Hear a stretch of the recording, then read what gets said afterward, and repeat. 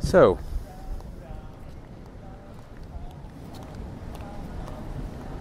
just to review, because I missed it. I mean, not so much that I missed it, it missed me. The recorder missed out on the conversation with the woman about organic lies. I met her on the train heading into Manhattan, and she was eating these seaweed, delicious seaweed, sesame seaweed ones, Amy Chung's. And yeah, I was talking about the article I was reading, or perhaps heard it on the radio, about how the large multinational food kind of companies are taking over the definition of organic.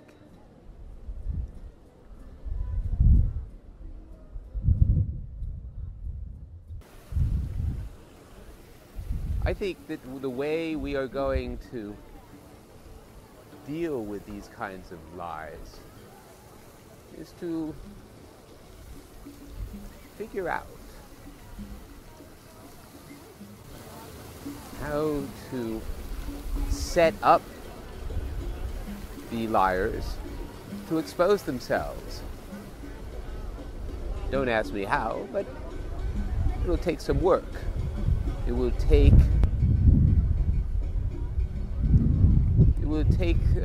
collaboration of many, of artists types, people with an eye for what's going on, people who pay attention.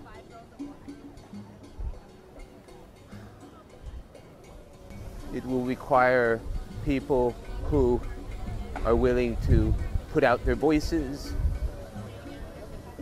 their music, their art, but also the people who are not that way, but rather are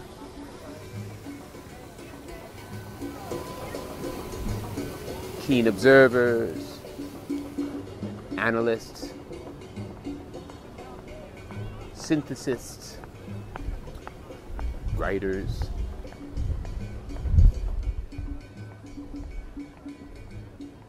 Support people whose gifts are in looking out for people who perhaps are too busy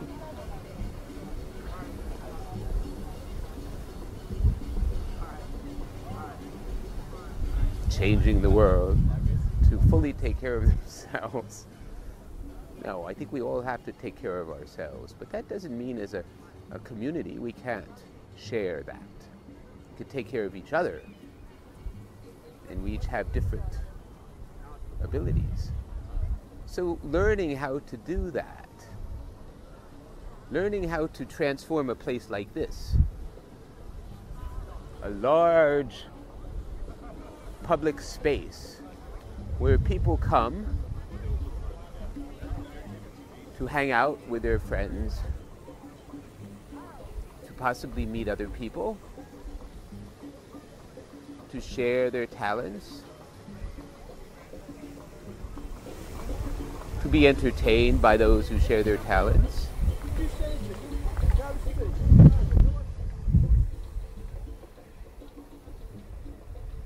I believe this place was more than that at various times in its history. It was a place where people came to raise a certain amount of awareness and consciousness about what was really going on in the world and what each of our responsibilities are.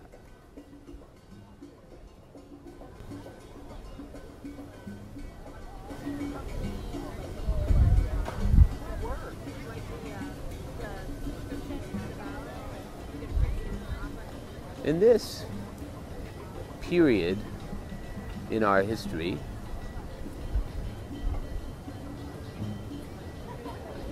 seems to hold many of the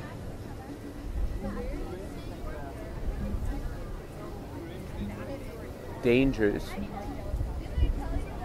that other periods have held. It's not that we're in a unique period. We're in a period that recurs. 100 years ago, 1912, people were still wondering what happened with the Titanic and how could such a big ship go wrong? How could people get it so wrong?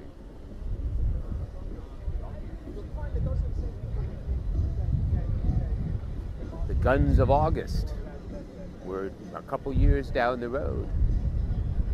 The gas clouds rolling over the hills to the bewildered looks of the soldiers in the trenches who were to soon find out just what it's like to be, say, a cockroach that has been sprayed with neurotoxin. If you've ever watched that, you have a sense of how enjoyable life is for a cockroach during their last moments. And if you put a human consciousness on it, you imagine what those men were experiencing as they went into paroxysms of neurological dysfunction.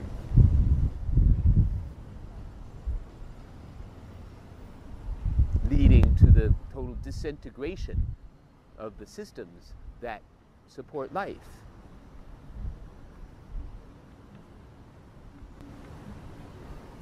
And that was just chapter 1. You know, we had that period of happiness and carefreeness and who cares about tomorrowness, and let's all pretend that stock prices could go up and up and up and up and up and up and forever. Let's all pretend that. That's no problem, right? Until, well, it became a problem. A decade of 33% unemployment or whatever it was, followed by, oh, the little man with the mustache. Sort of the cousin of the other man with the mustache, who pretty much confined his terror to his own people, whereas the guy in Germany was hell-bent on taking over the entire world. And you know, if he hadn't been as crazy as he was,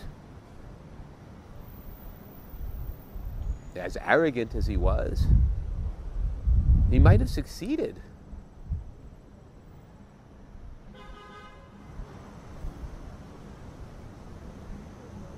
So where are we 100 years after the summer after this Titanic sank? What are we to look forward to? Certainly not this exact same kind of scenario. But we seem to be in a world that is not in control of forces that are fundamentally rational. And therefore, things could very easily spiral out of control. Who knows? Who knows what next few years might bring? If we just wait around, it'll just happen. If we think about it, maybe we could do something. Who knows?